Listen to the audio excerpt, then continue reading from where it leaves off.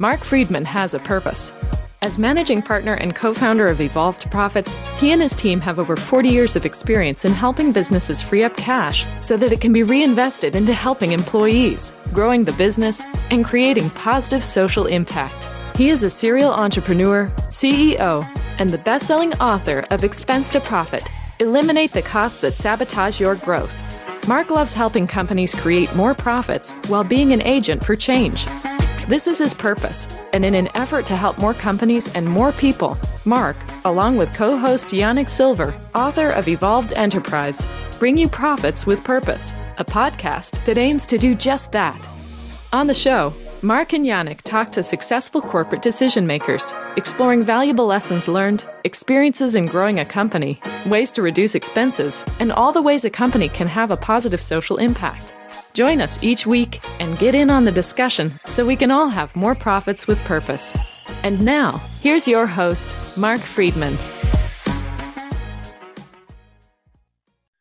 Welcome to Profits with Purpose. As a founder and CEO of the Designers Group, Blima Ehrentreu is an accomplished interior designer that has led more than 100 projects in the last 3 years, originally founded in Toronto, Canada, and now headquartered in New York.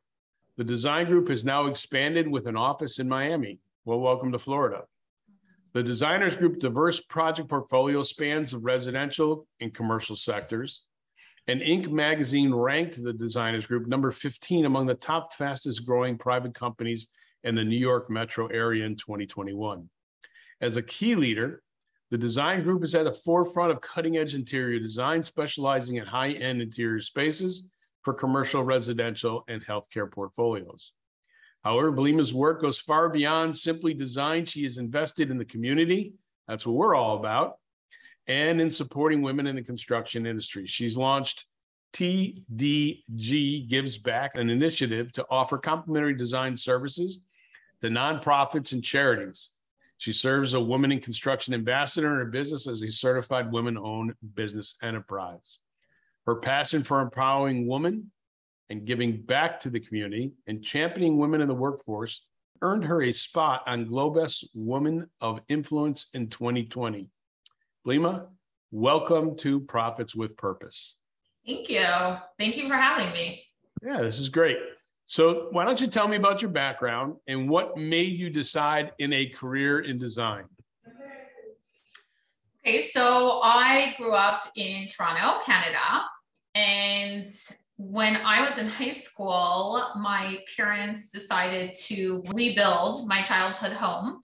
And we moved across the street, actually, and rented a house that was directly across from the house that I grew up in. And I was able to watch the entire process of demolition, the foundation getting poured, the walls going up, and really watching the entire process of my parents' existing house now get rebuilt. And I loved seeing the process and from nothing, how something gets built. And that was when I decided that this is a career that I would love to get into and an industry that I wanted to learn more about.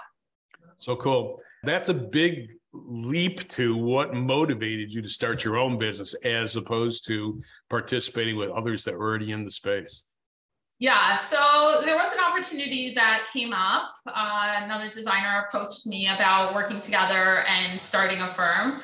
Originally, I was working at an architectural firm to gain experience and understand the technical side of design and how structures get built. And when she approached me, it was two friends working together, and it really metamorphosized into something that I would never have imagined. And right now our team is close to 40. Wow. And we are working on incredible projects throughout the US and Canada. So cool. So let's talk how it would be a started business. There's always challenges that you face. What were some that you guys faced? First of all, as a woman in business, number one. And second of all, because we know how most construction areas are not dominated by women in business. And how did you overcome them? So I think if you have a really good product, your gender doesn't necessarily have to come into play. And I think that any of our clients see the quality of our work. So yes, definitely the construction industry is male dominated, but once we prove our value and show what we can do, it really doesn't matter. And we have an incredible client base and everyone's just so happy with our work. So I think that I always tell people when they ask me, if you have something that you believe in and a good product, it doesn't matter who you are. Right. Cool. So cool. So you started in Canada and then you came to the US. What was that like? And what are the differences operating in Canada versus here in the US? I would say in New York, there's a lot more opportunity just because of the amount of construction going on. In Toronto, there's not that many cities surrounding it that have the amount of projects that you do in the surrounding New York areas, as well as once we were operating in New York, we started doing projects throughout the US. So just being able to operate in so many different states was something very interesting for us and really opened up so much opportunity. Interesting. Very interesting. So now you've gotten even a bigger branch because you've gone from the Northeast and now you're in Florida, in Miami. How's that? And what are the opportunities down in Miami? So interesting question. We actually opened the office there right before COVID. And that proves to be perfect timing for us because during COVID, a lot of people kind of migrated south and I spent a lot of time there as well. It kind of was a natural progression just because we were doing a lot of projects there and it just felt like a good step and to be able to be nearby to some of those projects. I would say in general, the work pace is a little bit slower there. Our New York office was built up a lot more quickly, but pros and cons. During the winter, love the warm weather and the projects we're working on there are great as well. So yeah, well, I kind of have to agree with you on that standpoint. A year ago, we moved to South Florida, to Boca Raton from Washington, D.C. area. And yeah, the pace is for sure, I think, as you've already mentioned, so much better. So I enjoy doing what I do. And like I said, it's just a whole different pace. So cool. Yeah, you called the pace better, but some people like the fast pace of New York. So I'm a little bit older. Different strokes for different folks. I'm a little bit older. I always enjoy going to New York City, but I can tell you for sure, somebody who was in a very, very fast-paced environment for over 40 years, I'm enjoying this environment a little bit better right now. So same amount of work getting done, but the pace is just, in my mind, substantially better. So anyhow. Great. So it's a good move for you. It was a great move for me, and I'm sure it's going to be a great move for you guys too. What makes your design firm different and makes it stand out from other design firms? There's so many reasons that the designs that we come up with are unique and really customized for every project, every client, every mission of that project. So we really approach each project individually and look at what the target is for that space and come up with solutions that really maximize the space and the impact.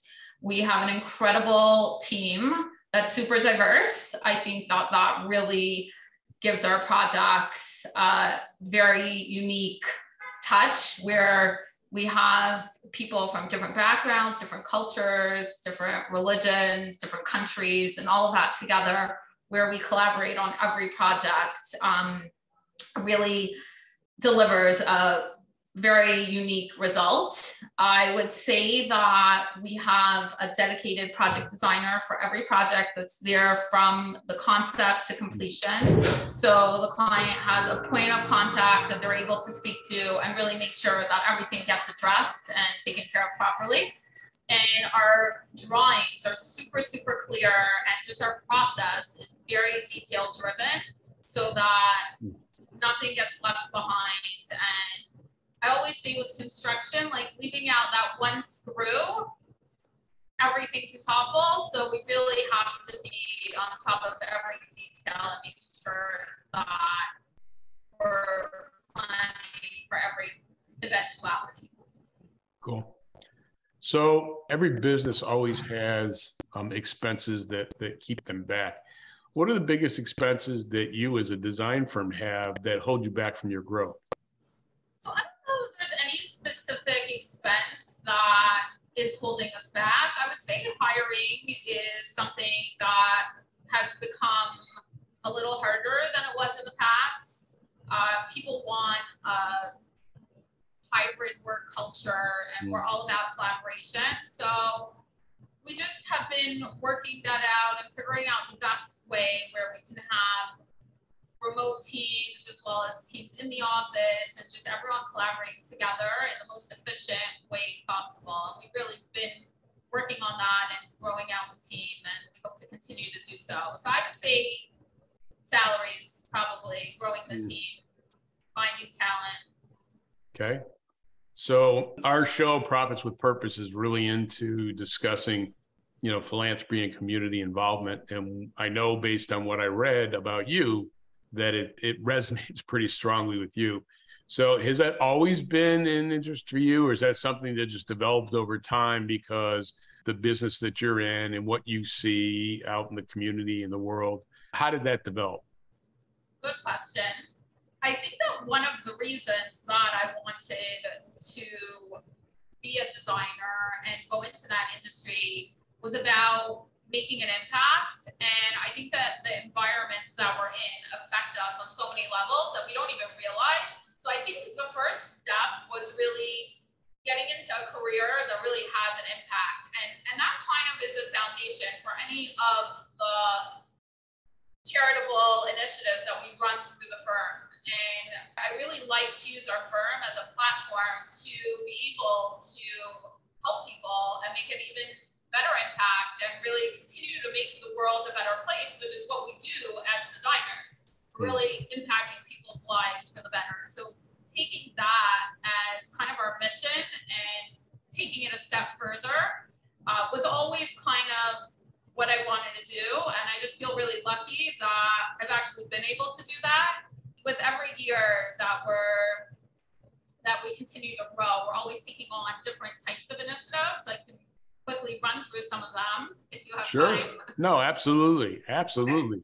Okay, so our latest one that we do is called the TDG Insider. We are potential design explorers. People who either want to get into the design industry or people who are looking for second careers and they're not sure what it means to be a designer, they can apply and come and be a part of our firm for a day.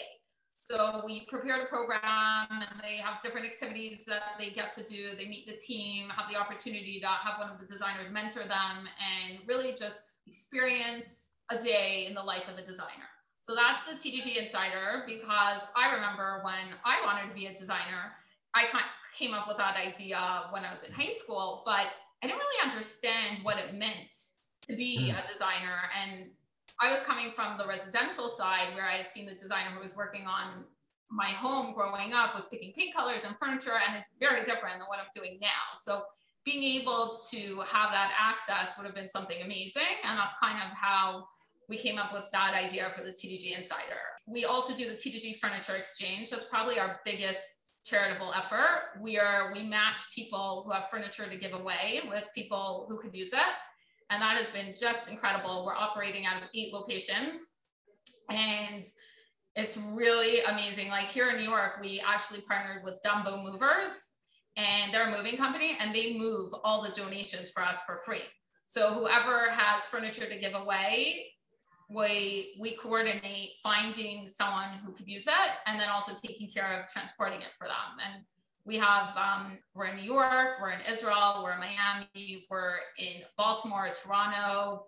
So it's 8 places now that we're operating out of New Jersey. And it's just been really amazing seeing all the people that we've been able to help and all the volunteers who help us do this.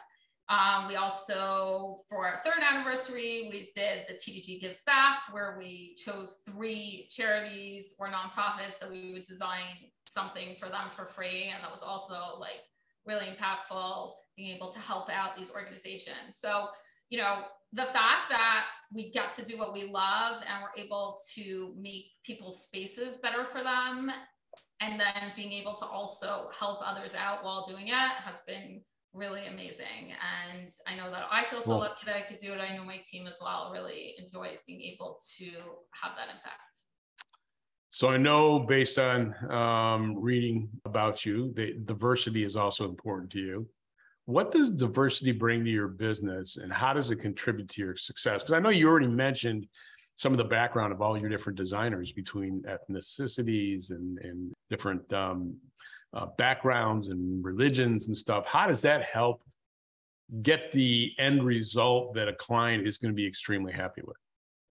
So I believe that you can really learn something from everyone. And when you have people that are so different, there's so much more to learn from them. So I think that everyone's different experiences, and even when I love to travel, I really, in every place that I go to, I learn so much. And just seeing, let's say in warmer climates, the materials that they're using and how they kind of work with a warmer climate, whereas going to a colder place, what they do there. So these are just sometimes just different things that we do are second nature. We don't even notice what they are. And then we're around people from different places, or, you know, different religions or different cultures or whatever it is. And you see that, hey, they're doing something so different. And right away you learn from that. So I just think having different people, it's not even something quantifiable that I can say, oh, that, but just being able to all work together and being accepting of each other. And I just love it. And I definitely think that we all learn so much from each other. And when it comes to interiors,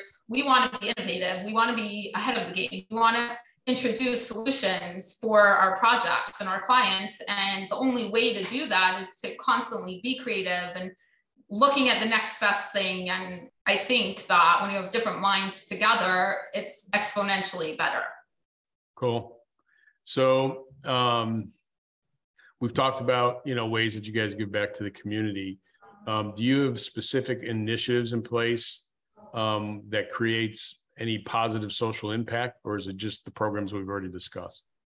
So definitely, I think that, I mean, I know like even among our team, we have different things that we do. Like we have a TDG Star of the Week where not everyone sends in an anonymous nomination of someone who has done something good. Like it's not about their design skills or how they worked on a project. It's more about how they interacted with each other and what they've done to kind of make the world a better place. And just reading that all out loud and everyone hearing the different amazing things that everyone's been up to and that they're doing really just kind of brings that positive energy and that desire to just want to keep doing good and better.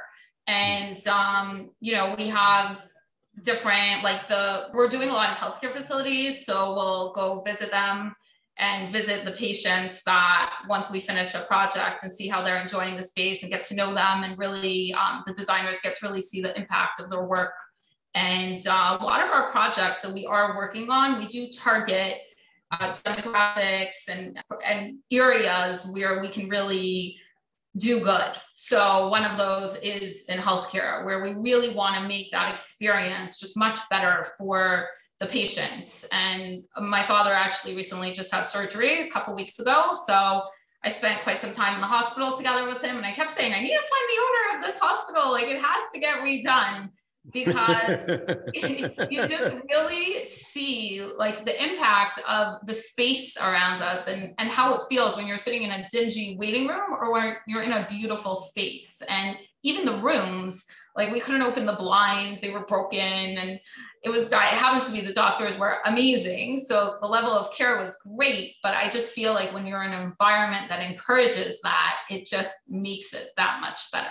So we really we're working on community centers and, you know, really trying to just with the work that we're doing, really be able to affect and impact as many people as possible, but also in a positive way to really make the world a better place. Yeah, it's amazing because you talk about healthcare in waiting rooms, in patient rooms, and they are pretty, I'm trying to think of what the right word is for that, institutional, right? Yes. Most of them are not, and institutional rooms like that do not help you heal, right? They don't make you happy. Okay. 100%. Right? Yes. Right? I always say that, like when you walk into a place and it feels tired, there's no motivation. And we really want, like, we approach our healthcare projects from a hospitality standpoint. It's more like people are just here for a short stay and to just be taken care of.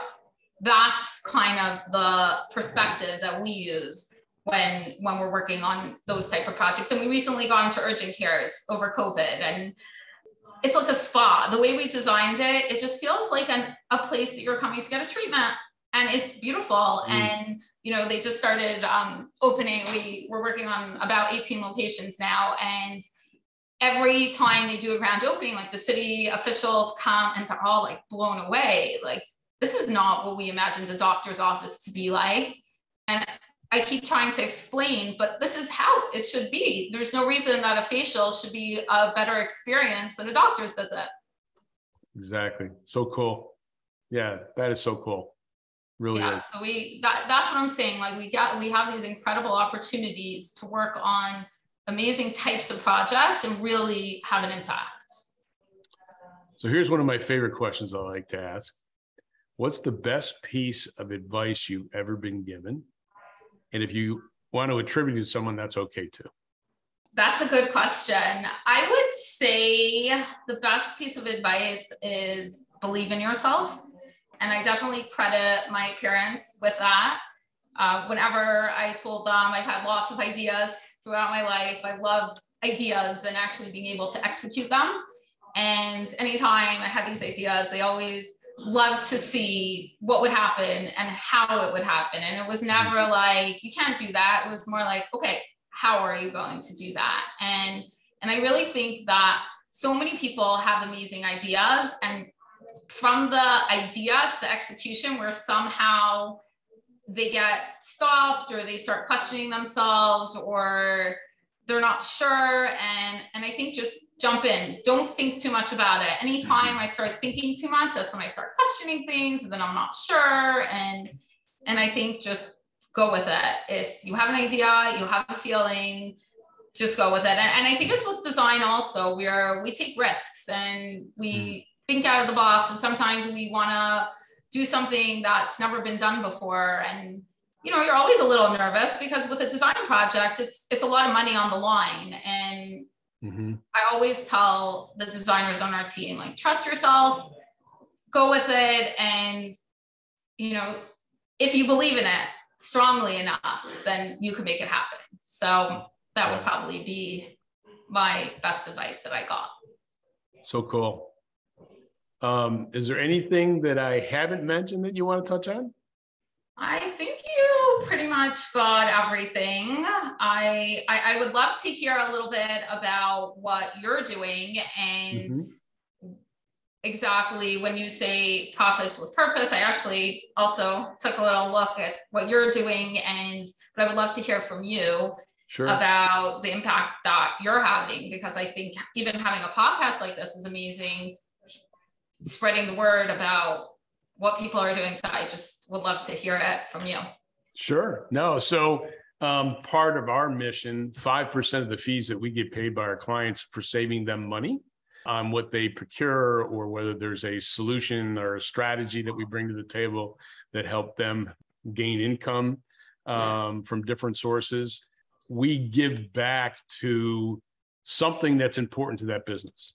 So whether it's a nonprofit or a community event or whatever, or we have a program with a group called Good World where they can let the employees decide where that money goes. And there's 1.5 million nonprofits in their solution. It's like it's like putting a debit card in an account on an app, and they decide whether they want to give it to a charity, to multiple charities, whatever it is. So that's what we're doing in creating social impact. And Our goal when we started this business, as COVID hit as well, Evolve Profits. I've been doing expense reduction for quite some time, but I have two partners when we started Evolve Profits with the main mission of giving back. And we're a team of specialists in every different kind of category. So we always like to say that there's no expense that's safe from us. And everybody's got 20 plus years experience in their category. We've done over 25,000 audits. We've saved over $1 billion as a team. And because of that, we have a lot of knowledge that most people don't, and most people can't. So our clients go from small businesses all the way to my largest client is a $2 trillion revenue business. Been doing work for them for 7 years. And believe it or not, even as big as you are then, we still find savings for things and have different ideas that help them be more successful. That's what it's all about. And like I said, that's profits with purpose.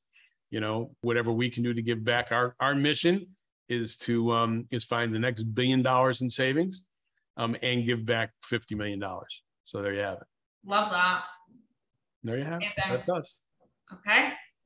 Well, Blima, thank you for being a guest on Profits with Purpose. This was truly great and enjoyable. I love your enthusiasm and your methodology, which is truly different than most architectural firms that I have been acquainted with. So it's pretty cool. It's refreshing.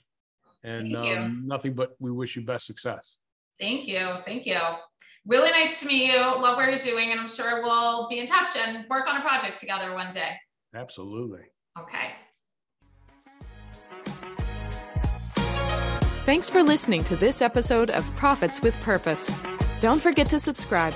And if you are interested in reducing the expenses of your business, creating positive social impact, or contributing to the show, reach out to Mark or Yannick with Evolved Profits by emailing podcast@evolvedprofits.com or visiting the website www.evolvedprofits.com.